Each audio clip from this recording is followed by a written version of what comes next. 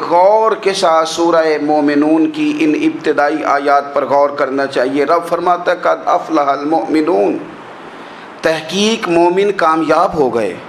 کون سے مومن؟ الذین هم فی صلاتہم خاشعون، وہ جو اپنی نمازوں میں گڑ گڑانے والے ہیں، خشوع کے ساتھ، عاجزی کے ساتھ، انکساری کے ساتھ، ذوق کے ساتھ نماز پڑھنے والے ہیں۔ دیکھیں قرآن نے یہ نہیں کہا شروع میں کہ وہ لوگ اپنی نماز پابندی سے پڑھتے ہیں، بلکہ فرمایا وہ نمازوں میں عاجزی کرتے ہیں، وہ نماز میں خشوع کرتے ہیں، خضوع کرتے ہیں۔ نماز ہم بھی پڑھتے ہیں، ڈھیر سارے لوگ ہیں جن کا یہ مطالبہ ہے کہ میرا نماز میں دل ہی نہیں لگتا۔ پہلی بات تو یہ ہے کہ دل نہ بھی لگے تو نماز پھر بھی پڑھنی ہے، اور دوسری بات یہ ہے کہ دل لگانے کو بھی تو کچھ انسان کے پاس چیزیں ہونی چاہیے نا، کوئی ضروریات ہوتی ہیں۔ سب سے پہلی بات یہ کہ مسئلہ نماز کا نہیں، مسئلہ اہمیت کا ہے۔ آپ نے اللہ تبارک و تعالیٰ کی ذات کی، رب کریم کے جلالت کی جتنی زیادہ اہمیت اپنے دل میں محسوس کر لی، اتنا ہی نماز کی طرف توجہ آپ کی بڑھ جائے گی۔ آپ سادی سی مثال ہے، غور کر لیں، جتنا آپ اپنے استاد کو پروٹوکول دیتے ہیں، جتنی عزت کرتے ہیں، اتنا ہی وقت پہ آپ ان کے پاس پہنچ بھی جاتے ہیں۔ اگر آپ کے دل میں اہمیت نہیں ہے تو آپ ٹال دیں گے، اور جس استاد کی اہمیت ہے اس کے فون کی گھنٹی بجتے ہی فون بھی اٹھایا جائے گا، اور بات پوری مکمل بھی نہیں ہوگی تو کہا جائے گا جیسے آپ کہیں گے، اور جو وقت وہ دیں گے ان سے 10 منٹ پہلے پہنچنے کی کوشش بھی کی جائے گی۔ بس سمجھ لیں دل لگنے نہ لگنے کا مسئلہ نہیں، اہمیت کا مسئلہ ہے۔ آپ جتنی اپنے مالک کی بارگاہ کی اہمیت سمجھ لیں گے، اتنا ہی وقت پہ مسجد آئیں گے، اتنا ہی شوق سے نماز پڑھیں گے۔ دوسری بات، نماز کے ترجمے پہ غور کریں۔ آپ یقین کریں اگر نماز کا ترجمہ ہمیں آ جائے نا تو ہمیں تو یوں لگے کہ ہم تو اپنے مالک کی بارگاہ میں عرض و معروض کرنے حاضر ہوئے ہیں۔ یہ سورہ فاتحہ ہی دیکھ لیں آپ، حضور فرماتے ہیں، رب فرماتا ہے سورۃ فاتحہ آدھی میری ہے آدھی میرے بندے کی ہے۔ جب اس نے کہا الحمدللہ رب العالمین الرحمن الرحیم مالک یوم الدین ایاک نعبد و ایاک نستعین، جب یہاں تک وہ لفظ کہتا ہے تو یہ حصہ میرا تھا۔ اس نے اپنے رب کی تعریف کی، اور جب کہا نا اس نے اہدنا الصراط المستقیم، اب بندے نے التجائیں شروع کر دی۔ اس نے کہا کہ مالک بھی تو ہے، رحمان بھی تو ہے، رحیم بھی تو ہے، عبادت بھی تیری کرتے ہیں تو مدد بھی تو تجھی سے مانگنی ہے نا۔ اب مہربانی فرمانا اہدنا الصراط المستقیم، ہمیں سیدھا راستہ دکھا دے، صراط الذین انعمت علیہم، ان لوگوں کا راستہ دکھانا جن پر تو نے انعام کیا ہے، غیر المغضوب علیہم ولا الضالین، ان کے راستے پہ نہ چلانا جن پر تیرا غضب ہوا، جو گمراہ ہو گئے ان کے راستے۔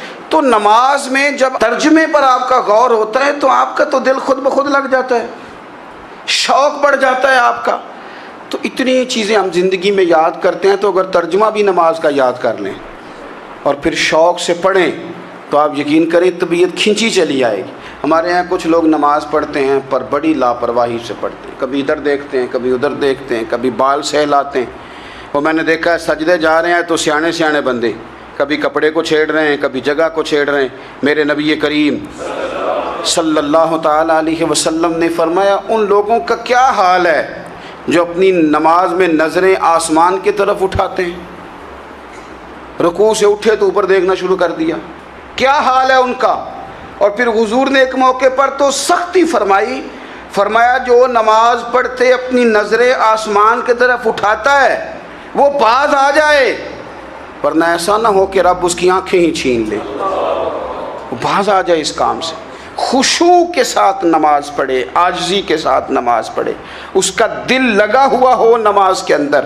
میرے نبی پاک صلی اللہ تعالیٰ علیہ وآلہ وسلم کے غلام حضرت انس بن مالک رضی اللہ تعالیٰ عنہ فرماتے ہیں کہ رسول پاک صلی اللہ علیہ وسلم نے مجھ سے فرمایا تھا کہ بیٹے نماز میں ادھر ادھر دیکھنے سے بچو، کیونکہ فرمایا نماز میں ادھر ادھر توجہ کرنا یہ بندے کو ہلاک کر دیتا ہے، ہلاکت ہے اس میں اگر تم نے ادھر ادھر توجہ کی۔ نماز تم مالک کی بارگاہ میں کھڑے ہو اور تم دیکھ ادھر ادھر رہے ہو، تو ایک تو نماز عاجزی کے ساتھ۔ پھر فرمایا والذین ھم عن اللغو معرضون، وہ لوگ جو فضول باتوں سے، لغویات سے اپنا منہ پھیر لیتے ہیں، فضولیات سے۔ ہمارے ہاں نا بہت سارے لوگ ایسے ہیں جو بلا وجہ ان چیزوں میں دلچسپی لیتے ہیں جو ان کے مطلب کی نہیں ہے، ان کے مطلب کی۔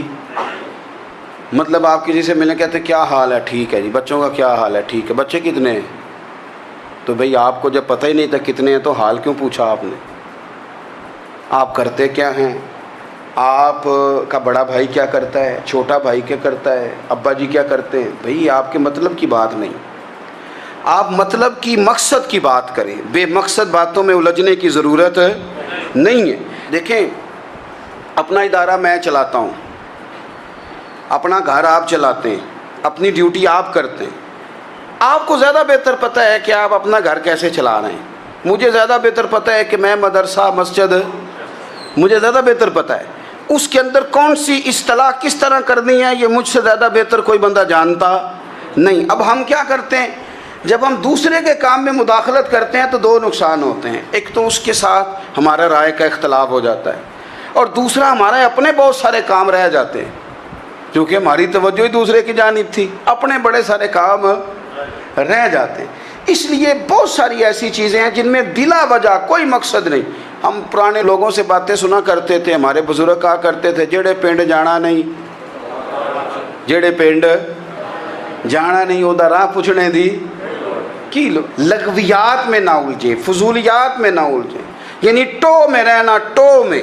آپ یقین کریں، میں نے پرسنلی طور پہ اس چیز کو محسوس کیا ہے کہ ہمارے بہت سارے اہم حقوق صرف اس لیے مس ہوتے ہیں کہ ہماری اپنے سے زیادہ توجہ سامنے والے پہ ہوتی، سامنے والے۔ میں نے دیکھا بڑے بڑے عجیب سوال اور بڑے بڑے انوکھے سوال، مطلب یہ کہ اتنی لمبی چوڑی، اور لوگوں کو بڑا پتہ ہوتا ہے یہ فلاں آدمی جو ہے اس کے بچے کتنے ہیں، وہ بیاہ کہاں پہ ہیں، کس کس علاقے میں ان کی شادیاں ہوئی ہیں۔ اتنی تفصیلات کی ہمیں ضرورت نہیں ہے۔